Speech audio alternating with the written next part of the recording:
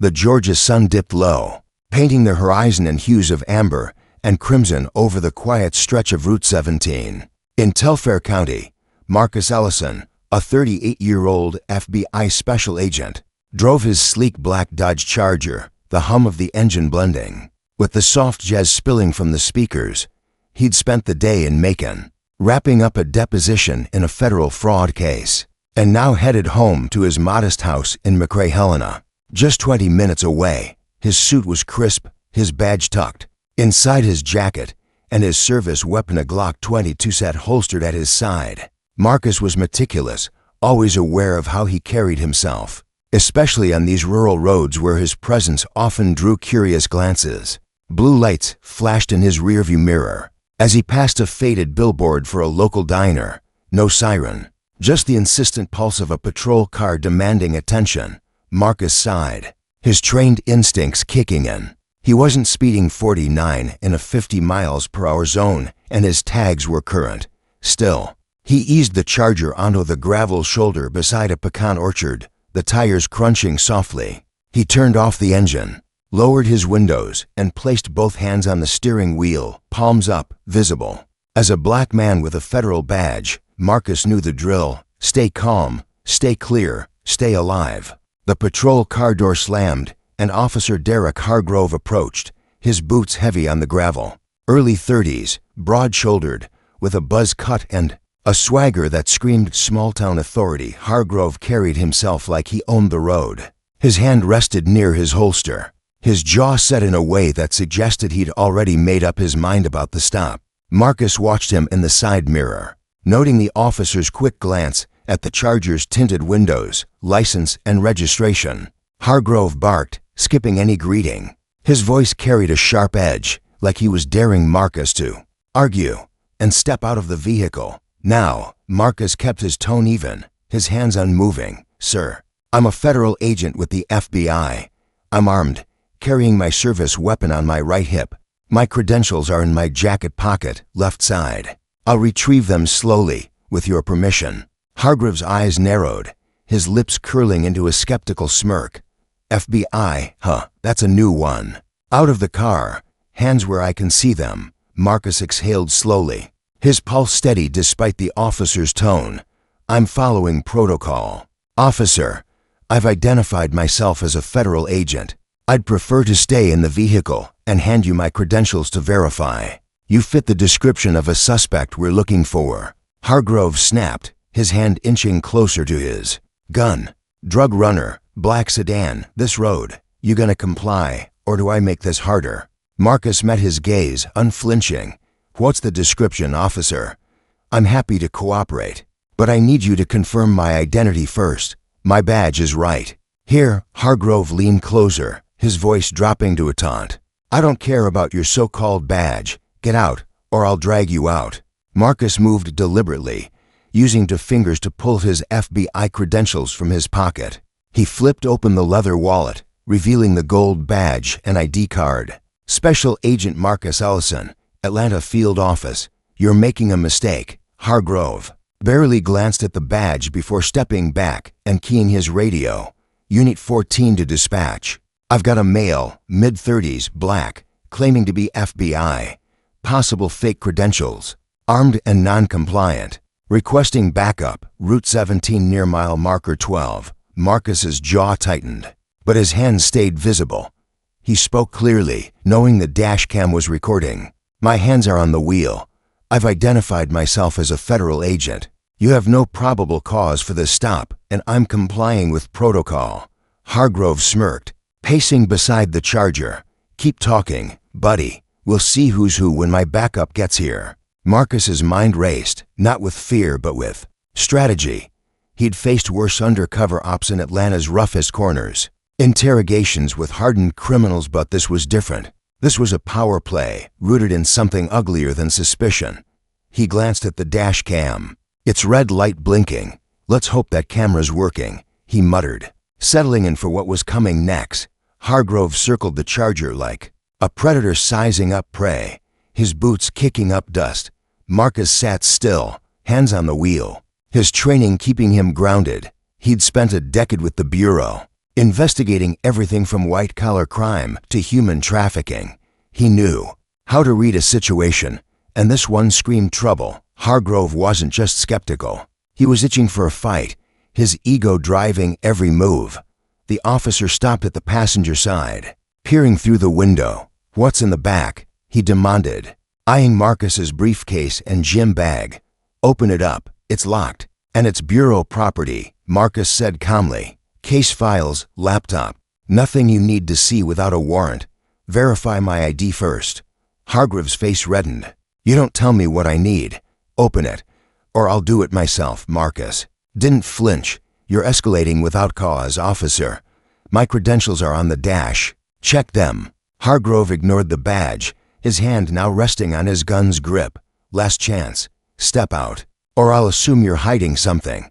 Before Marcus could respond, a second patrol car pulled up, its lights cutting through the dusk. Two officers stepped out, a seasoned woman, Lieutenant Carla Vance, and a younger man, Officer Ryan Tate, who looked nervous.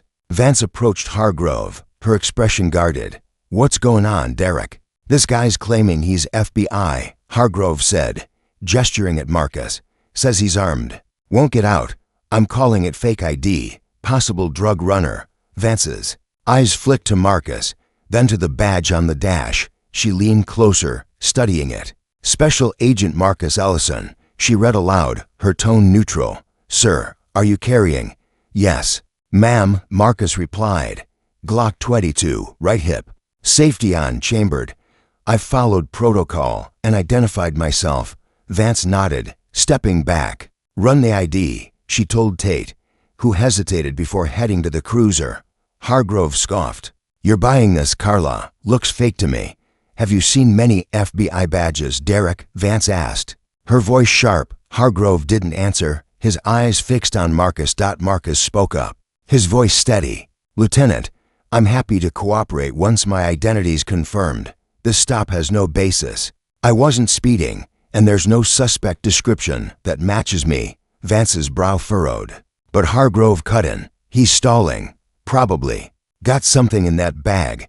Tate returned, holding a tablet. Dispatch ran the ID. "It's legit. Marcus Ellison, active FBI agent, Atlanta field office. No wants, no warrants." The words hung in the air. Vance's posture relaxed slightly, but Hargrove's face twisted in disbelief. "That's impossible," he muttered, stepping toward Marcus's window. "You're telling me this guy's clean?" Marcus met his gaze. "Not just clean, officer. I'm the one who catches guys like the suspect you're imagining. Now, are we done here?" Hargrove's jaw clenched, but Vance stepped in.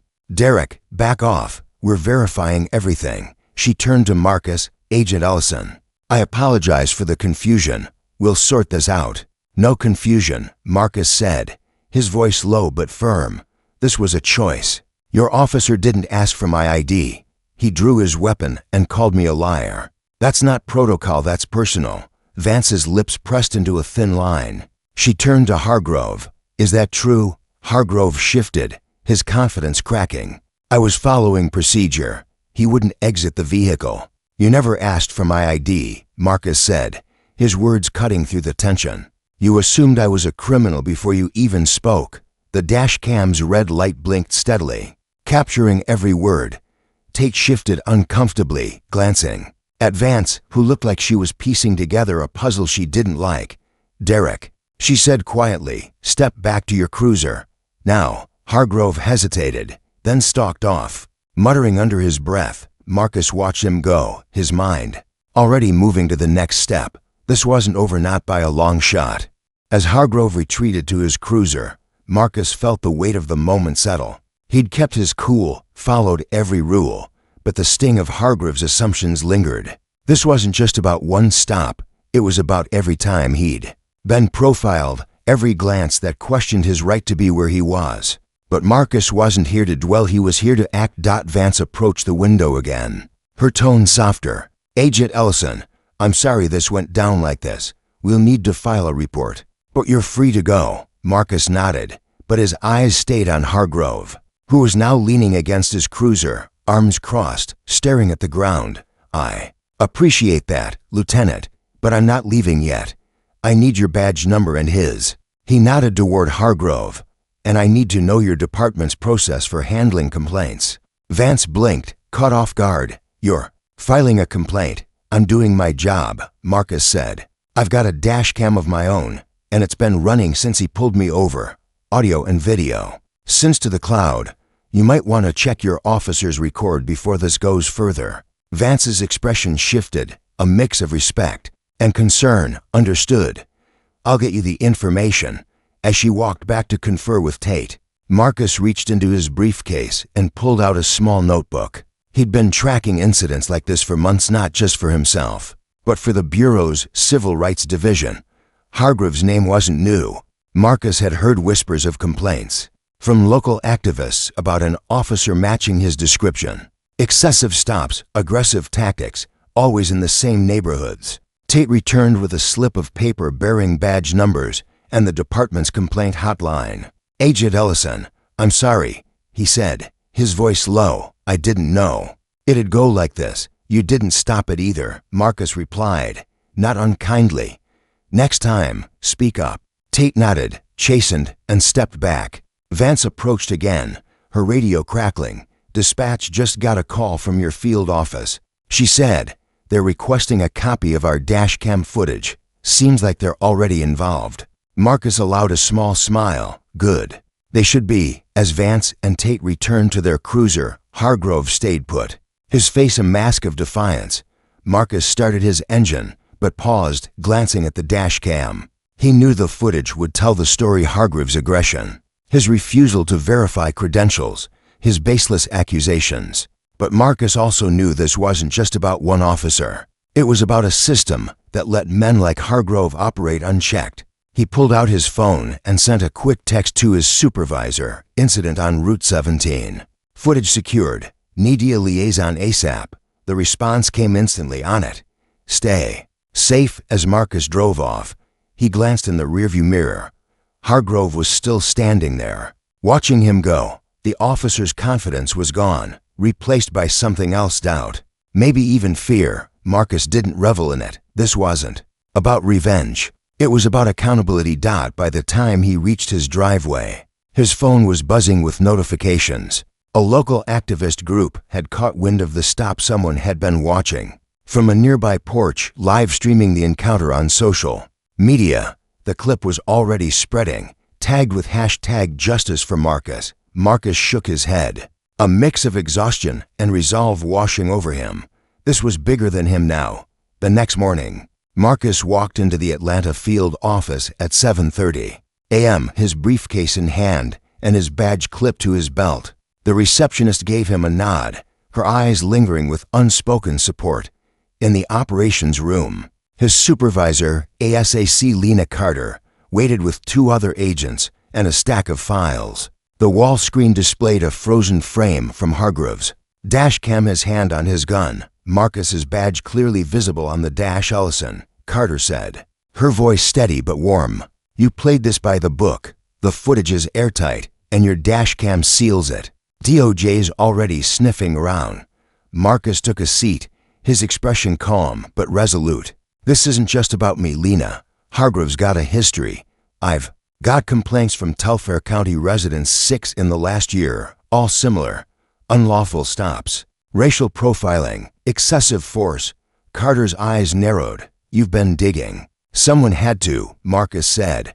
I sent you the file last night. It's enough for an EA probe. Maybe federal oversight. The room buzzed as agents reviewed the evidence. By noon, the story had exploded. The live stream from the neighbors' porch had gone viral, racking up thousands of shares. Local news picked it up, followed by national outlets. Hashtags like hashtag hold cops accountable trended alongside clips of Hargrove's aggressive posturing. A city council member in McRae Helena called for a public hearing, and protesters gathered outside the sheriff's office, demanding Hargrove's suspension. Marcus stayed out of the spotlight, declining interviews as Carter advised. But he wasn't silent. He met with local activists, sharing his evidence and encouraging them to file formal complaints. By evening, the sheriff's department announced Hargrove's administrative leave, pending investigation. The statement was curt But Marcus knew it was just the start. That night, as he sat at his kitchen table, his phone rang. It was Lieutenant Vance. "Agent Ellison, I wanted you to hear it from me," she said. "Hargreaves' badge and weapon are in lockup. He is digging into his record, and they found your complaints. This is going federal." Marcus nodded, though she couldn't see it. "Appreciate the call, Lieutenant. But this isn't about one officer. It's about what your department let slide." "I know," Vance said, her voice heavy. "I'm testifying. Tomorrow, whatever you need, I'm in." Marcus hung up, staring at the notebook on his table. He'd added another page tonight, detailing the stop, the footage, the fallout. But as he closed it, he felt a spark of hope. This wasn't just his story anymore, it was a movement. Young people were watching, learning that composure could be strength, that evidence could be power. And somewhere out there, Derek Hargrove was regretting the moment he'd flashed his lights on Route 17.